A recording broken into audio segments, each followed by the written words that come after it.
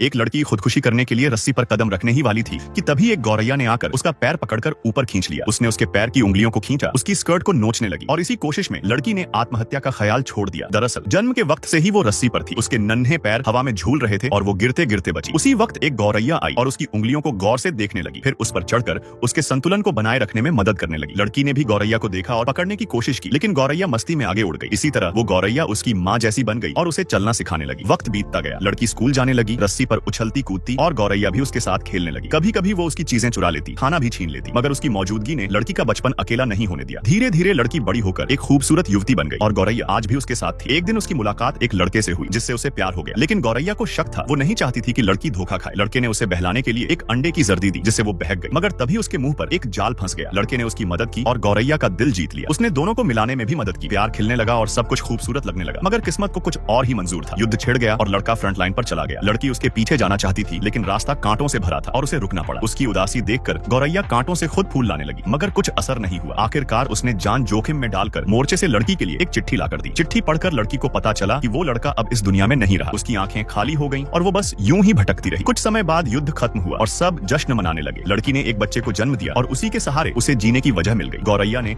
अब उस बच्चे को भी वैसे ही चलना सिखाया जैसे कभी उसकी माँ को सिखाया था। वक्त तेजी से बीतता गया, लड़की बूढ़ी हो गई, चलना मुश्किल हो गया और रस्सी का रास्ता अब और भी अकेला लगने लगा। एक दिन वो थक कर रुक गई, जैसे अब और नहीं चलना चाहती। तभी गौरैया फिर आई, उसके पैर को ऊपर की ओर धकेला, उसे रास्ता दिखाया, उसके सामने की रुकावटें हटाई। जब उसने पीछे मुड़कर देखा तो वो लड़की अब कहीं नजर नहीं आई।